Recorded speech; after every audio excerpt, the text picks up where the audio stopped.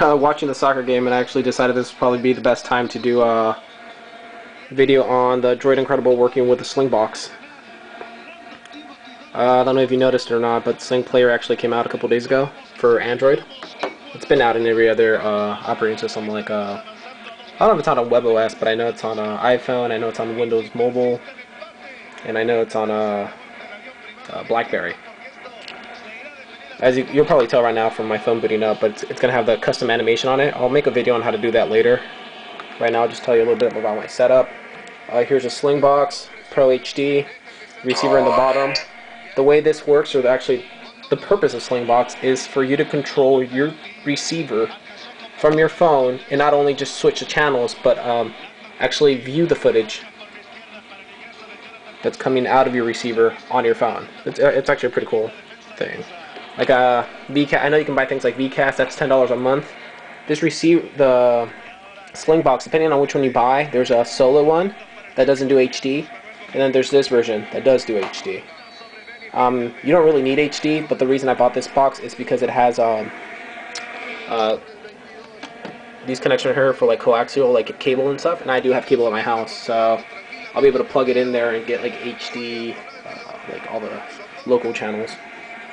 Alright, let's try this out real quick. Alright, Slingbox, connecting,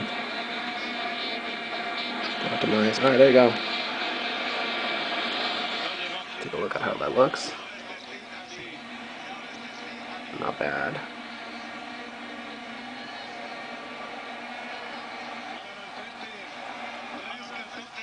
Let's try changing the channel. I'll switch it to 110, which if any of you guys use Dish Network, you guys know that's a Food Network channel.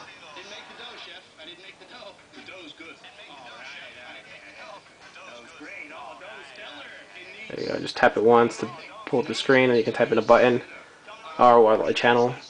I'm gonna go back to 828 because I kind of want to see the soccer game. There you go.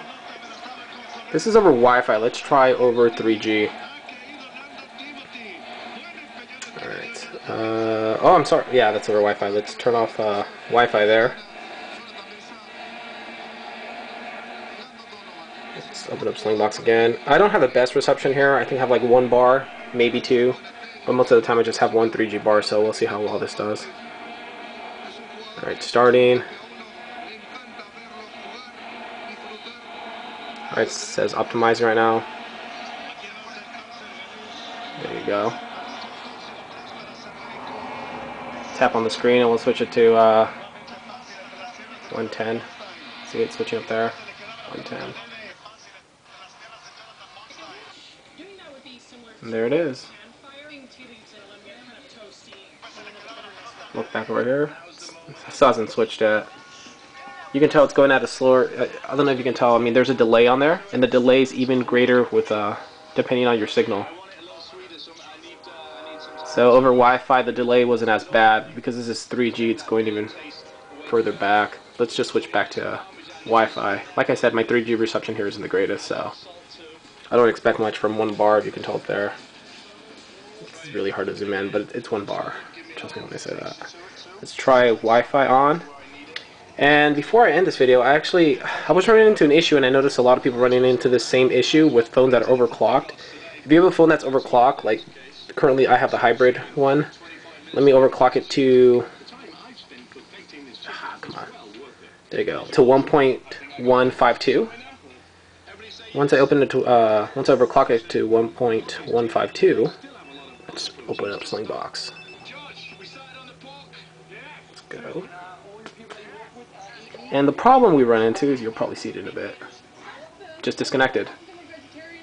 It says another authorized user is viewing your Slingbox. I thought it was just because I had a weak password at first, so I tried a different password and I kept getting the same account. So I made a different account, same thing, and then I noticed other people were having issues, and the same people that were complaining were people that actually had overclocked phones. So if you're running into this issue where Slingbox is disconnecting on you, it's because you have an overclocked phone.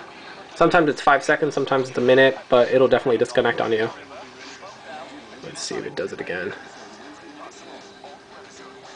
And keep in mind this is over Wi-Fi, so you can't say it's weak signal or something. No, it's not weak signal. It's because of the overclocked. Let me actually go back, and that's pretty much it.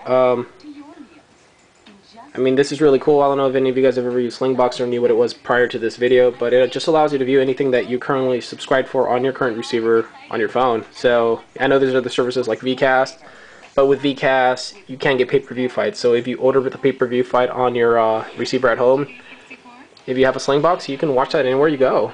Alright, thanks for viewing my video, and yeah, that's pretty much it. There's also one more thing I wanted to add. If you do have I don't know if any of you guys saw it, but there's actually some dumps of certain stuff from the Droid X. This is one of them that I use, the keyboard. I don't know if you can tell. It's, again, I'm sorry for the blurriness, but yeah, it's the keyboard that's stocked with the Droid X. There's a bunch of smart people and XDA developers that are really ripping some of this stuff off, whether it's the bootloader or even the, check this out, the wallpaper. Droid X. Look at that. Have that as your background. Look at that. It's pretty cool. Alright, thanks for viewing my videos, and follow me on Twitter, and subscribe, and, you know, at the very least, thank me for some of these videos I make. Thanks for viewing. Bye.